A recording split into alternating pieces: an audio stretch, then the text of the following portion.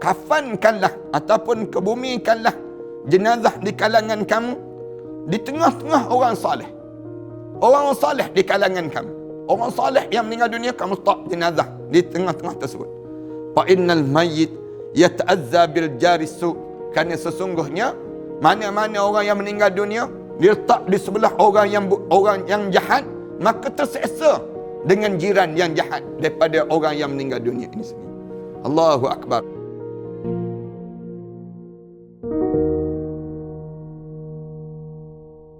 Assalamualaikum warahmatullahi taala wabarakatuh. Alhamdulillahirabbil alamin. Wassalatu wassalamu ala asyrafil anbiya'i wal mursalin wa ala alihi wa sahbihi ajma'in. Subhanaka la ilma lana illa ma 'allamtana innaka antal alimul hakim. Rabbi shrah li sadri wa yassir li amri wahlul 'uqdatam min lisani yafqahu qawli. Rabbi yassir wa la tu'assir wa tammim bil khair, amma ba'd. Alhamdulillah, kita syukur pada Allah kerana sekali lagi pada hari yang baik ini, pada hari Rabu, biasanya kita akan setiap pagi Rabu kita akan berkuliah di Masjid Mardiyah di Hulu Kelang. Tapi oleh kerana kita saat ini masih lagi kita kembali kepada masa-masa PKPB di kalangan kita, PKPB di kalangan kita ini.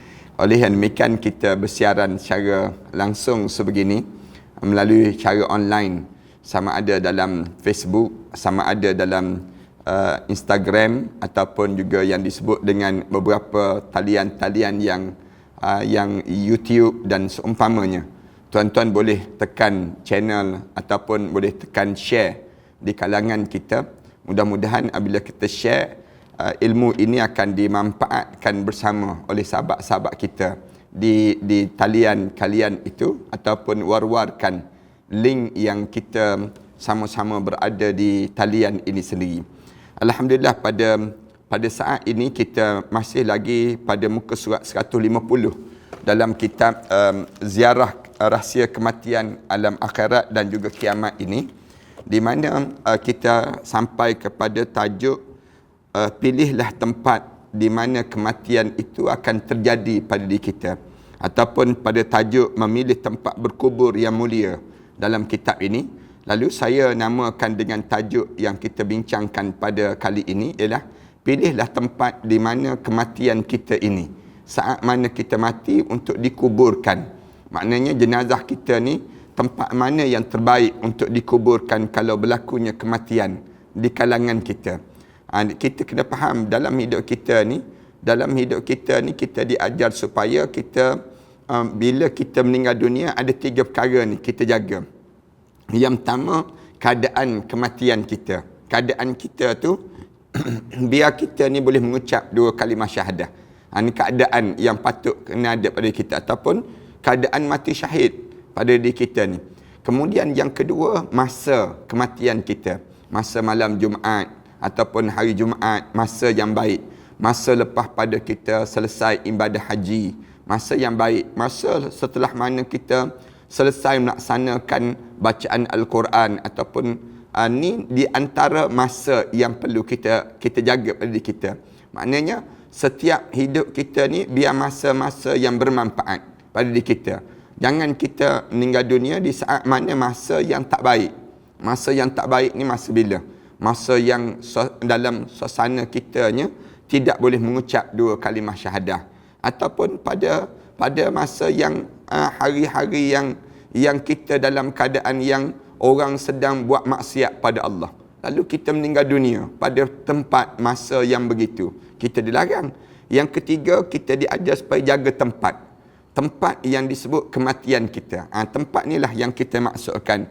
Kalau kita ada peluang dalam hidup kita, duduklah di tempat-tempat yang penuh dengan keberkatan dan kemanfaatan. Jangan kita duduk di tempat-tempat kemaksiatan. Jangan. Dalam hidup sebagai seorang mukmin, Islam diajar supaya kita ni pastikan diri kita ni kita berada pada tempat-tempat yang baik sepanjang masa. Jangan kita mati di saat mana kita sedang berbohong. Misal contohnya, mati di saat mana kita sedang buat khianat. Mati di saat mana kita sedang melakukan maksiat. Na'udzubillah min dzalik. Semua tu kematian yang buruk dalam hidup seorang. Ataupun mati di tempat maksiat, lalu depan kedai nombor ekor mati, misal contohnya demikian. Ataupun kita je mati di hadapan tengah-tengah buat maksiat, tengah joget, menari, buat benda yang dilarang oleh Allah, minum arak, satu benda yang dilarang oleh Allah. Tiba-tiba kita tengah-tengah begitu mati. Na'udzubillah min dzalik. Ini pun kematian yang maksiat. Jangan kita mati demikian. Lalu hari ini kita bincangkan tajuk ni. Sebab ada hadis yang diriwayatkan oleh Abu Daud At-Tayalisi. Beliau berkata telah meriwayatkan kepada kami Sawar bin Maimun Abu Al-Jarrah Al-Abdi. Dia berkata telah meriwayatkan kepadaku seorang lelaki daripada keluarga Umar. Daripada Umar bahawa dia mendengar Rasulullah sallallahu alaihi wasallam bersabda. Rasulullah sallallahu alaihi wasallam sebut, "Man dzara qabri aw qala man dzarani kuntu lahu syafi'an aw syahidan wa man mata fi ahadil haramain ba'athallahu fil aminina yaumal qiyamah." Rasulullah sallallahu alaihi wasallam sebut, siapa-siapa yang menziarahi kubur aku, Rasulullah sebut. Ataupun dalam riwayat kata manzarani, siapa menziarahi aku. Rasulullah tak sebut kubur terus.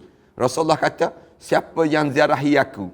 Macam mana ziarah Rasulullah? Ziarah kubur Rasulullah. Maknanya cara demikian. Bila kita pergi ziarah kubur Rasulullah, maknanya kita sedang menziarahi Rasulullah.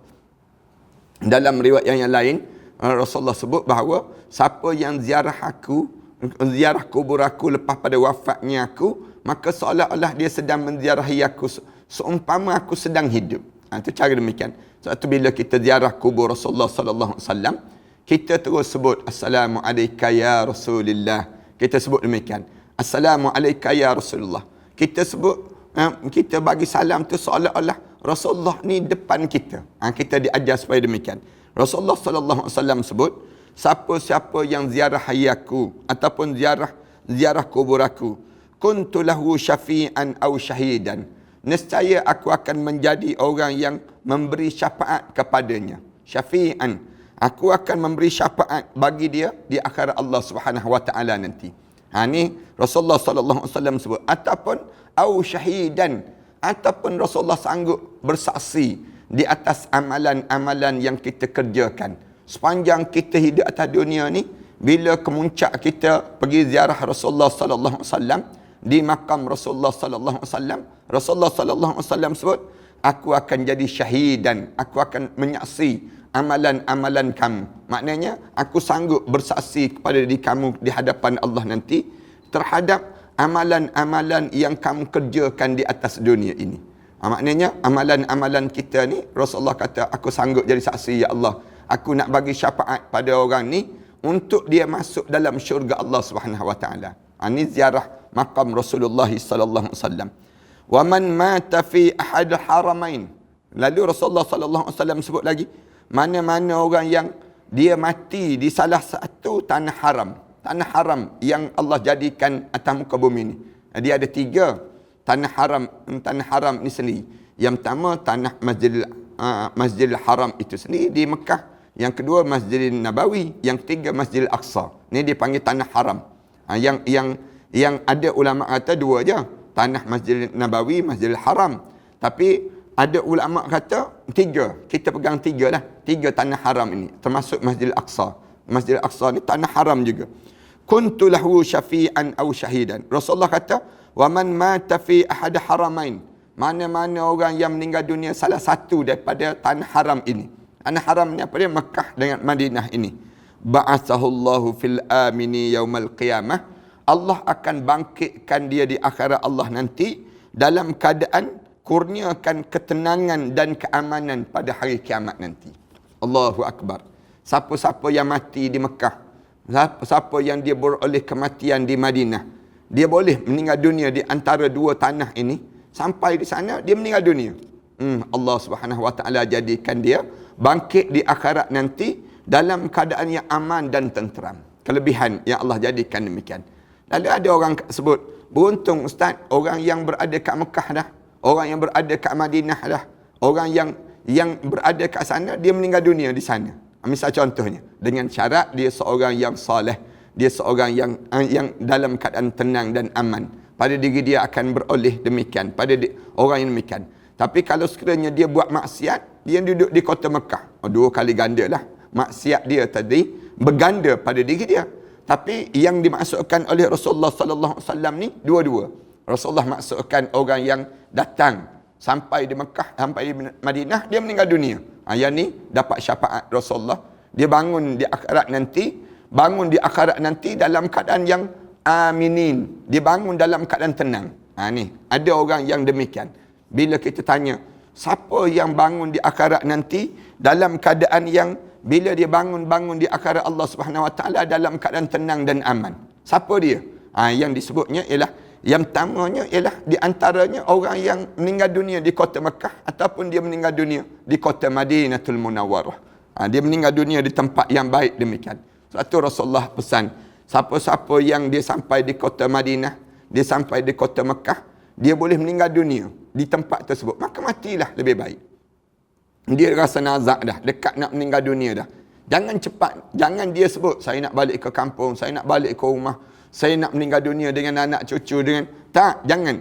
Bila kita dekat nak, kita dah sakit dah sangat pada diri kita dah, sampai di kota Madinah, kita boleh meninggal dunia.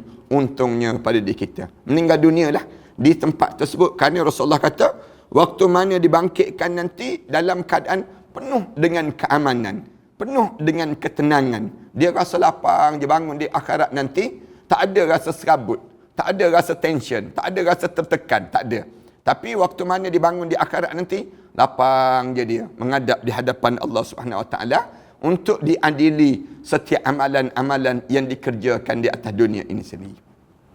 Allahu Akbar. Ni keuntungan ya. Jangan sedihlah kalau mak ayah kita ataupun adik-beradik kita yang dia pergi ke Mekah ataupun di Madinah, dia meninggal dunia di kota Mekah ataupun di kota Madinah. Maka dalam keadaan demikian kita kena ingat, Rasulullah sallallahu alaihi wasallam sebut, orang ni bila dibangkitkan di akhirat nanti dalam keadaan yang bagaimana? Dalam keadaan penuh ketenangan dan keamanan pada hari kiamat nanti. Rasulullah sallallahu alaihi wasallam sebut demikian. Ada satu hadis yang diriwayatkan daripada Ad-Daruqutni, daripada Hatib, beliau mengatakan bahawa Rasulullah sallallahu alaihi wasallam bersabda, sesiapa yang menziarahi kubur aku sesudah aku wafat.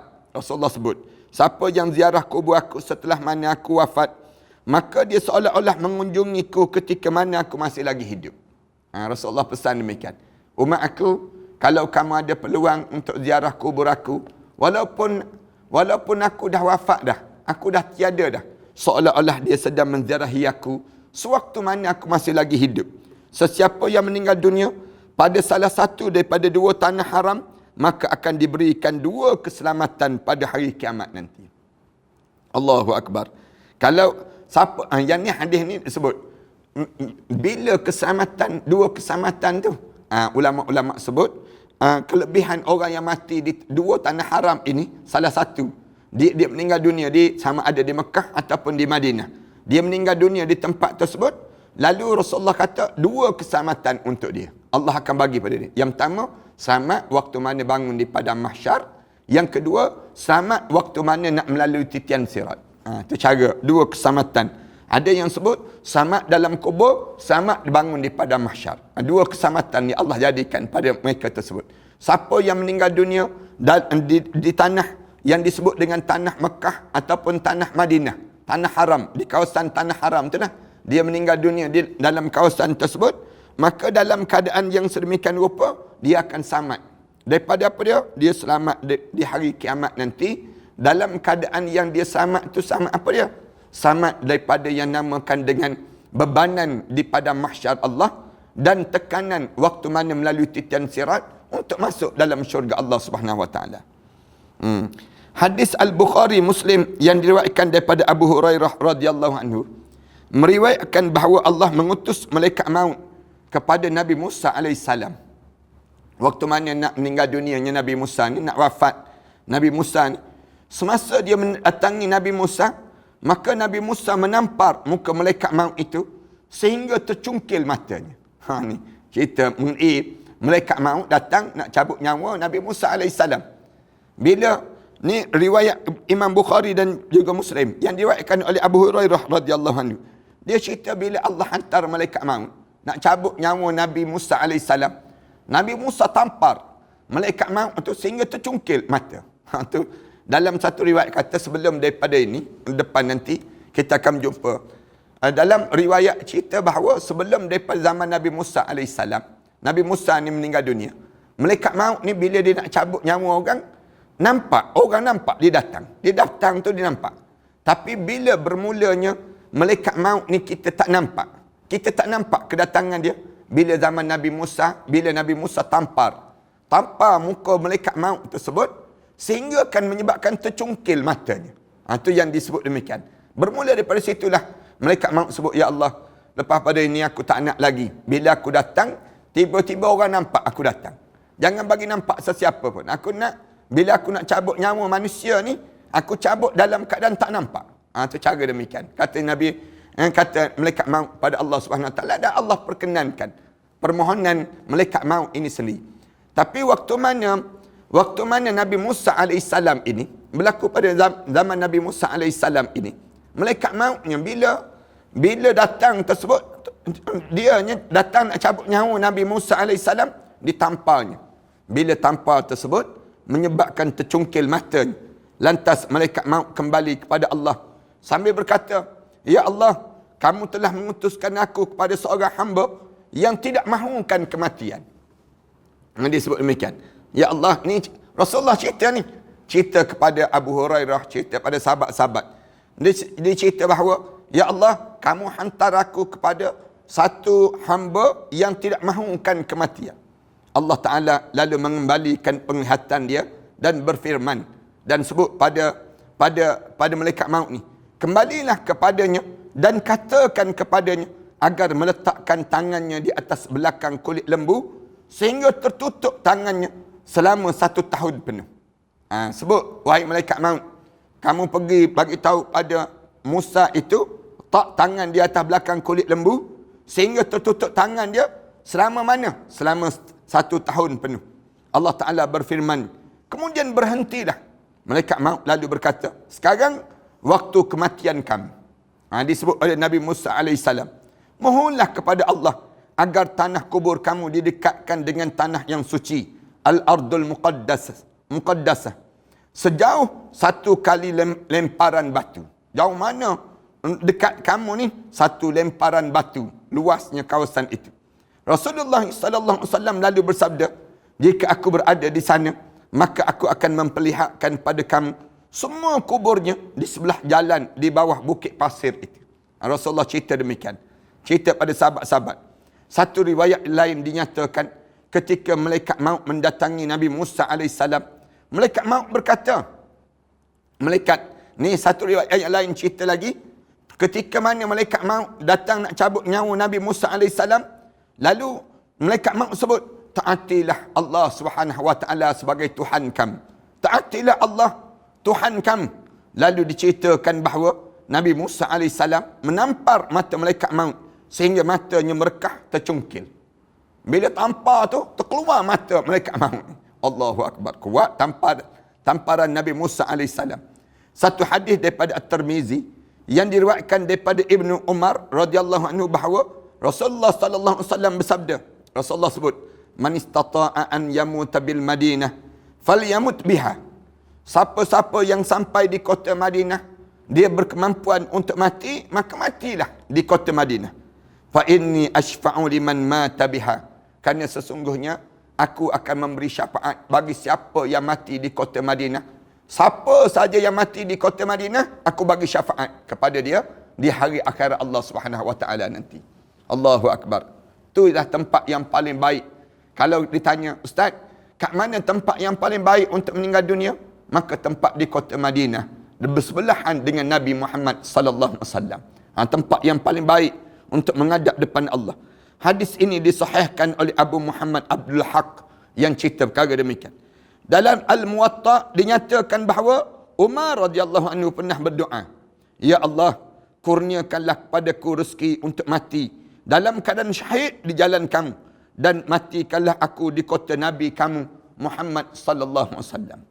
Pernah Umar radhiyallahu anhu dia baca doa ni, ya Allah, matikanlah aku dalam keadaan mati syahid, ya Allah. Kalau dapat mati syahid, satu nikmat yang besar dalam hidup aku ni, ya Allah.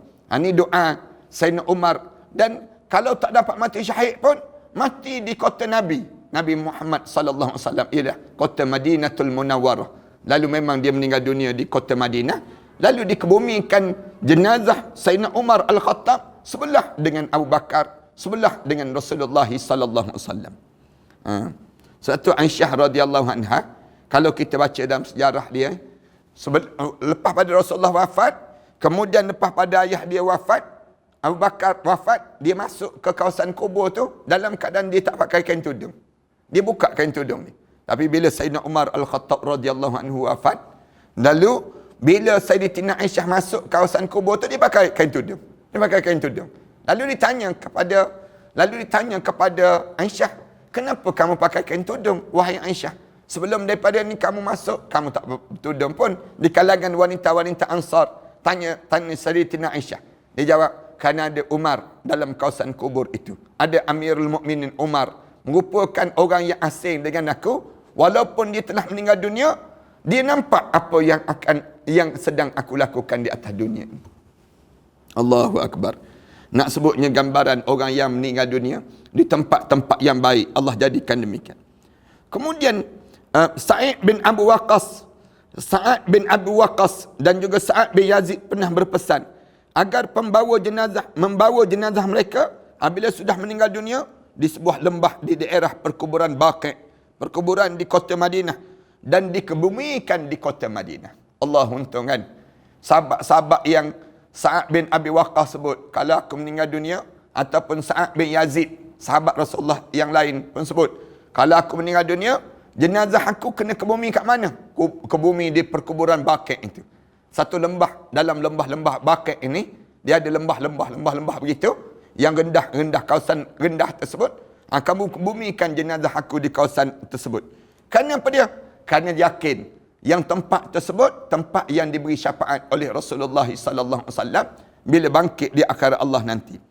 Demikianlah kemuliaan dua tanah haram daripada Allah Taala Maha mengetahui, dan kemuliaan yang mereka diketahui di sana itu sendiri.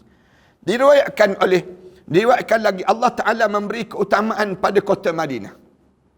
Kalau ditanya lagi, mana lebih utama di antara kota-kota yang lain? Kota Madinah. Kota Madinah merupakan tempat keutamaan. Tidak ada dapat yang menyangkalnya. Namun tidak semua mengetahuinya dalam perkara demikian. Kalau ditanya, tempat mana yang paling sesuai untuk meninggal dunia ni? Di kota Madinah lah. Tempat yang sesuai. Seandainya perkara itu tidak tercapai, maka memilih kubur di sebelah kubur para orang saleh dan mulia di antara para syuhada dianggap telah memadai. Katakanlah ada di kalangan kita disebut, Ustaz, kalau tak boleh juga pergi ke kota Madinah, kalau tak boleh juga pergi ke kota Mekah, nak kebumi di mana? Kebumikan di sebelah orang-orang saleh di kalangan kami. Orang saleh, orang mati syahid di kalangan kami. Mana tempat orang saleh meninggal dunia? Kamu meninggal dunia di tempat tersebut. Kamu letak jenazah kamu tu, kalau dapat di sebelah kawasan orang-orang saleh, dekat dengan orang saleh di kawasan demikian. Diriwayatkan daripada Ka'ab Al-Ahbar ketika ditanya kepada beberapa orang penduduk Mesir, apakah yang kamu semua perlukan? Mereka menjawab, kami memerlukan satu kantung tanah daripada bukit Muqattam, itu nama bukit di Mesir, Muqattam. Lalu Ka'ab Al-Ahbar berkata kepadanya, semoga Allah mengasihi kamu semua. Apa yang kamu semua mahukan lakukan dengan tanah itu? Mereka menjawab, kami mahu meletakkan di atas kubur kami. Orang Mesir disebut demikian. Mereka menjawab, kami mahu meletak di atas kubur kami. Lalu dia berkata pada orang itu, kamu semua berkata demikian, padahal kamu semua berada di Madinah. Bukankah dinyatakan bahawa Baqi' seperti yang diceritakan tentang fadilatnya? Mereka menjawab, kami menemui dalam kitab suci sebelumnya bahawa tempat suci terletak antara Qasir dan juga Yahmum. Kami dapati dalam kitab suci, dia cerita bahawa tempat itu terletak di antara Qasir dan juga Yahmum. Lalu tempat itu nama apa dia? Muqattam. Disebut demikian. Ini orang Mesir. Dia nak kepada meninggal dunia di kawasan demikian. Lalu dibincang, para alim ulama bincang. Bolehkah tempat dapat menyucikan seseorang? Ini di kalangan kita akan sebut demikian. Boleh ke tempat tu akan menyucikan seorang? Kita kata, kita ada dosa, tiba-tiba pergi tempat tu meninggal dunia. Tempat tu boleh suci ke seorang? Para alim ulama berpendapat, tempat tertentu sebidang tanah tidak dapat menyucikan dan membersihkan seseorang. Dan dapat membersihkan kotoran dosa seseorang adalah dengan bertaubat kepada Allah Ta'ala dengan sebenar-benar taubatan nasuha disertai dengan perbuatan baik. Tempat ni bukannya dianggap tempat tu boleh menyucikan kita, tidak. Tapi maksudnya bila sampai di kota Madinah, tentu orang kita bertaubat. Bila kita boleh sampai ke kota Madinah, orang kita dia nak pergi ke mana dalam hidup dia? Dan kalau kita tanya, kamu nak pergi ke mana dalam hidup? Kalau sebut kota Mekah, kota Madinah, orang kita kan rasa waktu mana kalau kita cerita tentang immigration Arab Saudi, kita cerita tentang payahnya nak masuk, payahnya kena bayar itu dan sebagainya. Orang kita akan sebut apa? Saya lebih prefer untuk pergi ke yang disebut dengan Bollywood, Hollywood. Saya lebih nak pergi ke USS, misal contohnya. Nak pergi ke mana? Nak pergi tempat-tempat selain daripada tempat ini. Tempat yang kalau pergi ke kota Madinah, tempat tu mesti kita bertaubat pada Allah. Itu cara alim ulama dia faham demikian. Orang kita kalau diajak jalan, nak pergi ke mana? Korea. Nak pergi ke mana? Nak pergi ke China. Nak pergi ke mana? Nak pergi melancong di Mesir. Nak pergi melancong ke Turki dan sebagainya. Mekah, Madinah, ada orang dia tak nak pergi. Kenapa? Kalau pergi situ macam nampak suci je kita. Bagi mereka demikian. Tak, kita sebut. Pergi ke situ, tentu orang kita bertaubat. Bila dia bertaubat, dia meninggal dunia di tempat tersebut. Bila dia sampai di tanah suci tersebut, dia akan banyak beristighfar, berselawat pada Rasulullah. Dia akan minta ampun, meleleh jari mata dia, mengalir deras di pipi dia. Bila sampai di kota Madinah, ada orang kita ni bila sampai di kota Madinah, cuba tengok orang yang first time sampai di kota Mekah, Madinah. Perasaan dia teruja yang amat sangat. Teruja apa dia? Ya Allah, aku banyaknya dosa, ya Allah. Sampai juga aku di tempat ini. Cuba tanya orang-orang yang kali pertama sampai di kota Mekah, kali yang pertama sampai di kota Madinah, apa yang terjadi pada dia? Rasa sebab. Jiwa dia ni perasaan datang dalam jiwa dia. Lalu mengalir mata dia. Mengalir mata tu, mengalir mata kerana apa dia? Rasa taubat. Banyaknya aku dosa. Banyaknya dosa aku. Hari ini ya Allah, kamu datangkan aku tempat yang paling suci, tanah yang paling baik. Lalu aku minta ampun pada kamu ya Allah terhadap dosa-dosa yang aku lakukan sebelum daripada ini ya Allah. Dia akan jadi demikian. Dia akan datang perasaan pada jiwa seseorang yang sedemikian rupa. Oleh demikian, lalu tempat tidak boleh menyucikan seorang. Ulama sebut. Tapi yang boleh menyucikan seorang apa dia? Dengan bertaubat kepada Allah. Bila kita sampai di tempat yang tempat yang suci, maka secara automatik diri kita akan bertaubat pada Allah Subhanahu Wa Taala. Maksud tanah yang dapat menyucikan hanya berlaku bila seorang hamba telah melakukan kebaikan di atas tanah itu. Bila sampai di kota Mekah, Madinah, rasa pemurah je nak menderma. Rasa pemurah, rasa senang je nak baca Quran. Rasa senang je air mata mengalir, kan? Rasa senang je pada diri kita ni untuk beribadah pada Allah. Kita tinggal dekat bumi Malaysia kita ni, nak semayang berjemaah payah. Tapi bila sampai di Mekah, Madinah, ringan je. Walaupun bengkak betis-betis kita. Walaupun penat pada tubuh badan kita. Tapi kita jadi rajin dalam mentaati perintah Allah Subhanahu Wa Taala ini sendiri. Ini kesan daripada mana? Kesan daripada kita datang tempat-tempat yang soleh. Bila kita datang tempat yang soleh sebegitu, maknanya kita akan dalam keadaan yang penuh dengan ketenangan, penuh dengan kelapangan, sehingga kan kita ni bertaubat pada Allah Subhanahu Wa Taala. Maka akan berlipat gandalah keuntungan baginya. Bila seorang datang tempat yang demikian, berlipat ganda keuntungan dalam hidup dia. Sampai di kota Madinah, di kota Mekah, dia buat amalan soleh. Kemudian dia meninggal dunia. 2 kali ganda Allah jadikan untuk diri dia. Lalu Allah tutup segala dengan keuntungan bagi dia, dengan kemuliaan tanah itu yang dapat menutup keburukannya dan memberikan timbangan kebaikannya sehingga membantunya masuk ke dalam syurga Allah Subhanahu Wa Taala. Itulah maksud perkataan menyucikannya. Ketika seorang meninggal dunia, dengan makna kemuliaan tanah suci mengikut perbuatan baiknya, dan tanah tersebut bukanlah faktor utama yang menyucikan diri seseorang. Satu riwayat daripada Malik, daripada Hisham bin Urwah, Daripada bapanya dia berkata, aku tidak mahu dikebumikan di Baqi'. Aku lebih suka dikebumikan di tempat lain. Kerana aku bimbang jika tergali untuk kuburku, kubur orang saleh ataupun bersebelahan dengan orang jahat. Oleh yang demikian, sebaik seorang dikebumikan di tempat kaum kerabatnya dan kawan-kawan dan para jiran tetangganya. Ada juga yang sebut demikian. Ada yang sebut, aku tidak mahu dikebumikan di Baqi'. Aku lebih suka dikebumikan di tempat yang lain. Kenapa? Kerana aku bimbang jika nak gali kubur aku, tiba-tiba tergali kubur orang saleh. Ataupun aku duduk di kawasan Baqi' itu, aku duduk bersebelahan dengan orang jahat. Ada yang disebut demikian. Daripada Hisham bin Urwah, dia sebut. Daripada bapa dia, bapa Hisham ni, ataupun nama Urwah ni, dia sebut dia tak nak dikebumikan di perkuburan Baqi'. Ada yang sebut demikian. Oleh yang demikian, sebaiknya seorang dikebumikan di tempat kaum kerabat, kawan-kawan dan para jiran tetangga itu sendiri. Yang inilah yang disebut. Yang disebut.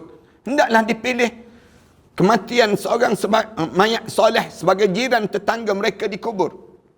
Bila kita nak meninggal dunia, tengok siapa yang akan diletakkan jenazah kita. Jenazah kita duduk sebelah dengan siapa? Waktu mana kita meninggal dunia?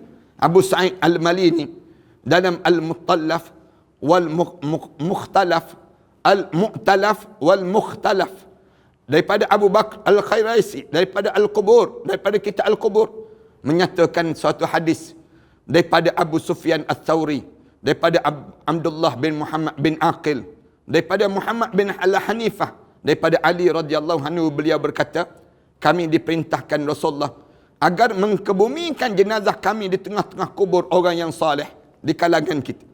Kerana orang mati terseksa oleh jiran tetangganya yang jahat. Tu ingat tu pada diri kita ni. Kalau meninggal dunia, kita letak kubur jenazah kita ni sebelah dengan orang saleh. Kubur-kubur orang saleh, sebagaimana disakiti ketika mana dia masih hidup. Kebetulan kita letak jenazah tu sebelah kubur orang yang jahat. Kita pun terseksa juga. Sebagaimana waktu mana kita hidup atas dunia, kalau kita duduk sebelah dengan berjiran dengan orang jahat.